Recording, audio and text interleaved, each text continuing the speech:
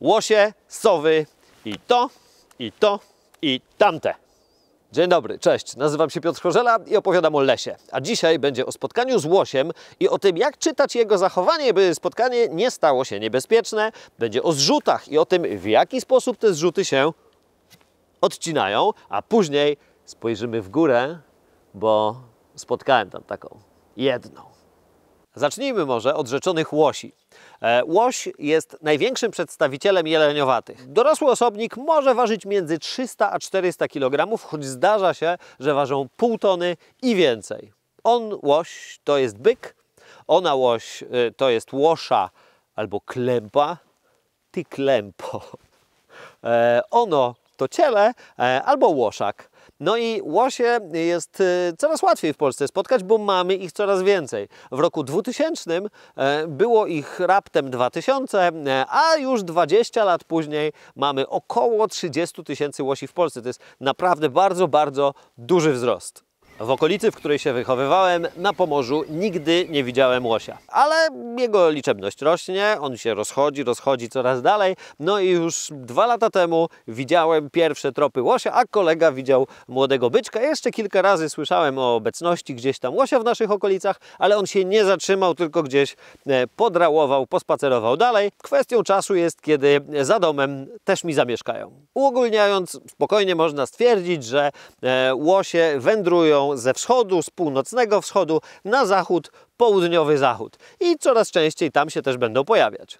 Jeżeli zdarza Wam się spotykać jelenie i myślicie, że spotkanie z łosiem będzie przebiegało w podobny sposób, no nie, będzie zupełnie inaczej. Porównajmy te dwa gatunki. Jeleń, jeżeli tylko nas usłyszy albo poczuje nasz zapach, to zwieje często zanim go zobaczymy, a łoś stoi.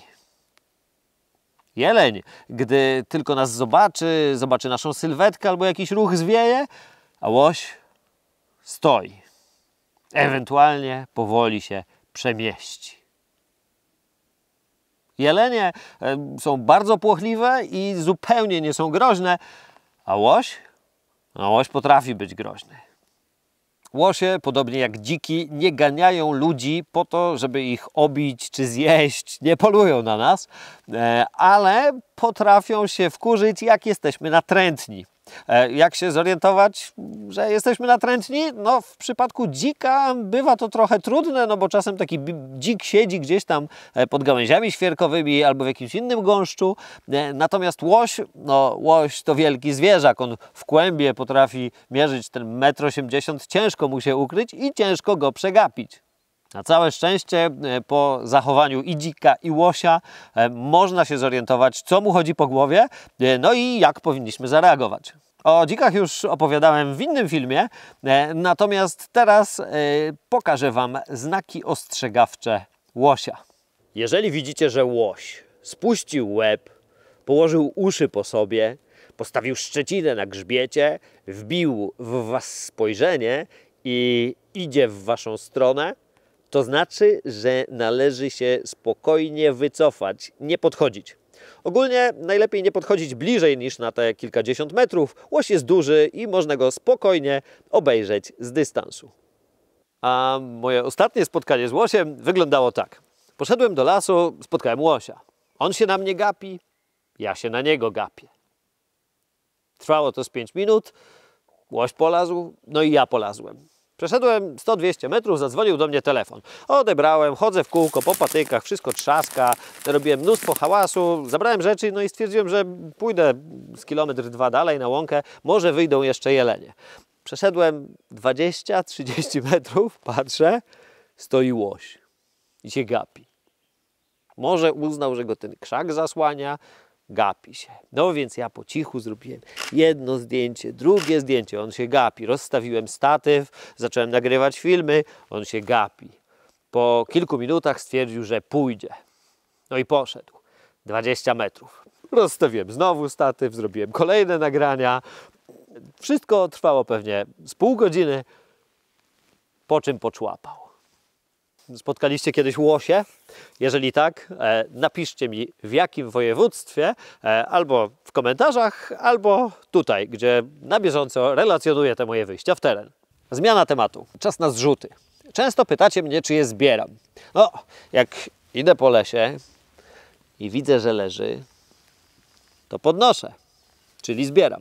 Ale nie biegam za zrzutami intencjonalnie, nie pokonuję setek kilometrów, żeby nazbierać ich jak najwięcej. Zresztą w moim przypadku to i tak nie ma sensu, bo zrzuty znajduję wyłącznie podczas moich spacerów urodzinowych. Tak wyglądał 4 kwiecień zeszłego roku i moje zbiory. A w tym roku za cel urodzinowego spaceru po lesie wybraliśmy to bagno. Jest to miejsce, gdzie ludzie kiedyś pozyskiwali torf i w tych starych torfiankach albo stoi woda, albo one już mocno zarosły, dużo traw, trochę bagna, czasem tyłek borsuka. No, ten borsuk w środku dnia zasuwał z krajem łąki. Wtem moją uwagę przykuła kuźnia dzięcioła, a dokładniej no to te szyszki, które dzięcioł wyrzuca po wydziobaniu nasion. Patrzę w tamtym kierunku, leży. Jest prezent od lasu na urodziny.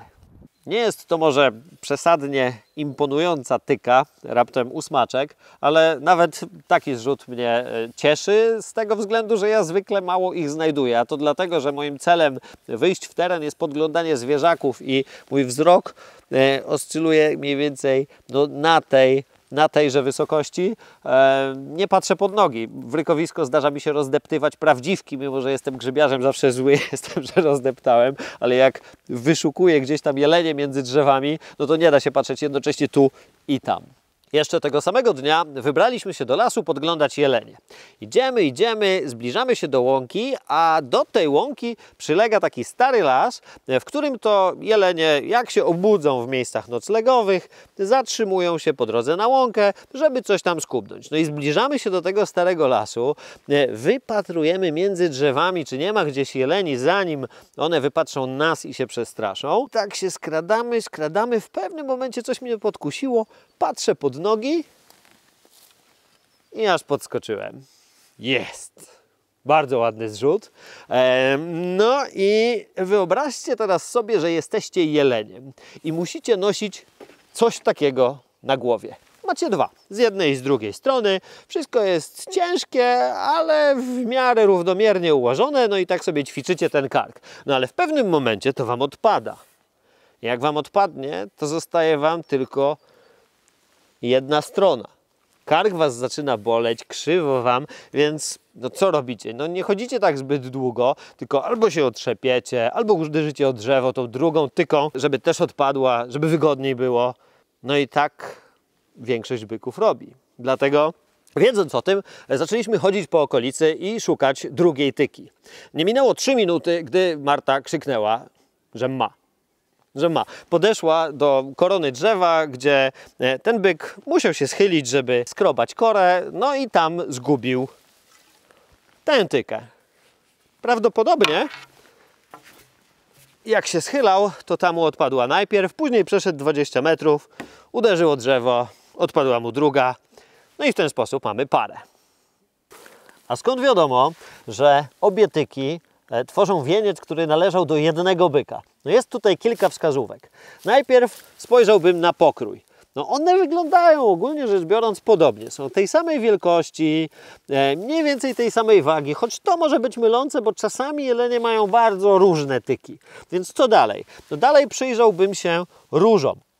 Róże w tym przypadku są bardzo podobne.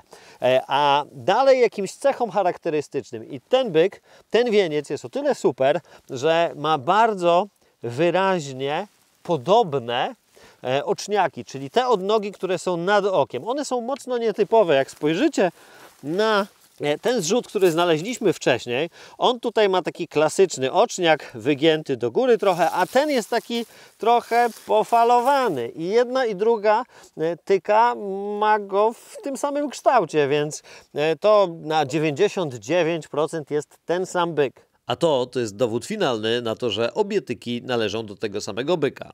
Nagranie od kolegi.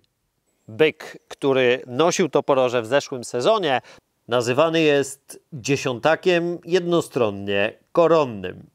O tym, skąd ta nazwa, jak nazywać takie i opisywać poroże, jak nazywają się poszczególne odnogi, jest Oddzielny film, link w opisie.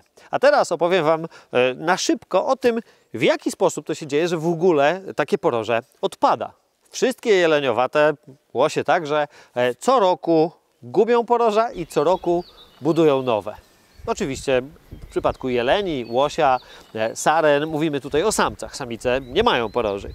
A dzieje się to w ten sposób, że no to w zasadzie jest taka walka dwóch hormonów. Somatotropiny z testosteronem. W tej chwili dominuje somatotropina. Ona stymuluje nabudowywanie nowego poroża. Ono jest nakładane, rośnie, a później zbliża się pora godowa jeleni zwana rykowiskiem, kiedy to zaczyna dominować testosteron.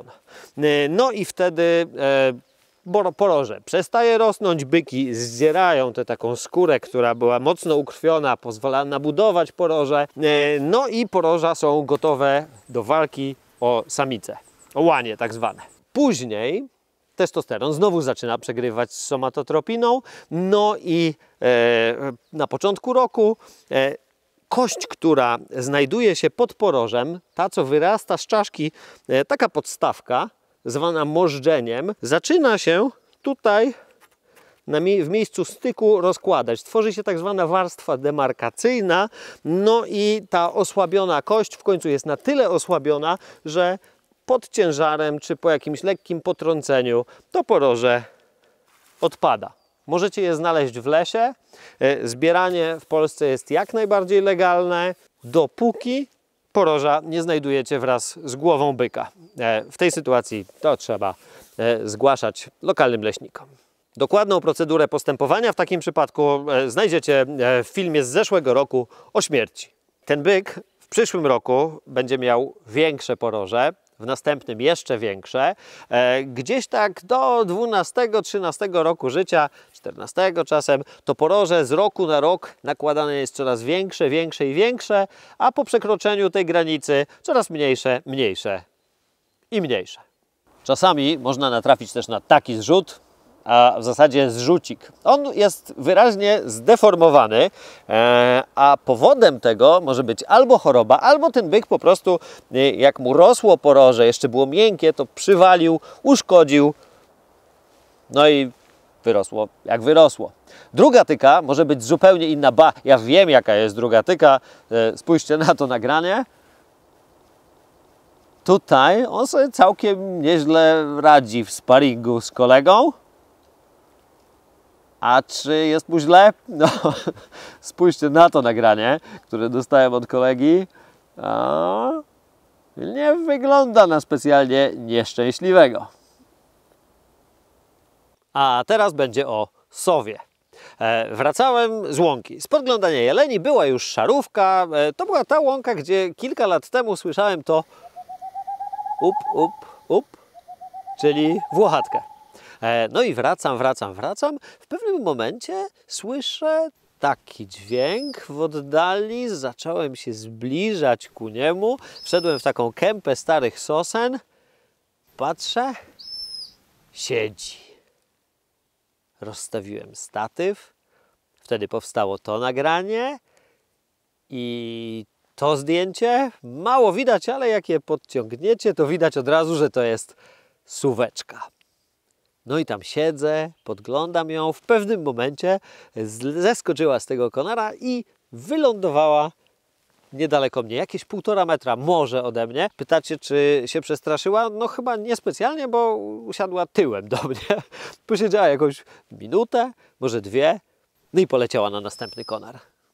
To była super niespodziewana w tej okolicy obserwacja na koniec dnia. A co o suweczce? No jest ona naszą najmniejszą sową, poluje w ciągu dnia i głównie poluje na małe ptaki, a czasami na gryzonie.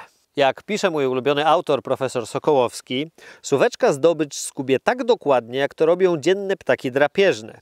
A gdy nie zje wszystkiego, chowa resztę na zapas, nasuwając pozostawioną skórę na wyjedzone miejsca. Suweczka. A znowu, jak mówi mój ulubiony ornitolog czasów nowożytnych Adam Zbyryt, suweczka przepada za ptakami. Latem je te, zimą przerzuca się na te. A dodatkowo magazynuje pożywienie na zimę w dziuplach. Na cięższe czasy robi sobie zapasy. I w tych zapasach znajdziecie ptaki, ale w przewadze znajdziecie tam małe ssaki, jakieś gryzonie. Ale to nie dlatego, że suweczka przestawia się na jedzenie małych ssaków, tylko dlatego, że jak złapie małego ptaszka, to go woli wrąbać na bieżąco, a ssaki do lodówki na gorsze czasy. Jeżeli uważacie, że materiały, które tutaj publikuję, albo te na Instagramie, to taki leśny Netflix albo HBO z zachowaniem skali oczywiście, to zajrzyjcie na mój profil na Patronite. Może uznacie, że jest tam przestrzeń do wsparcia moich działań. Dzięki, cześć!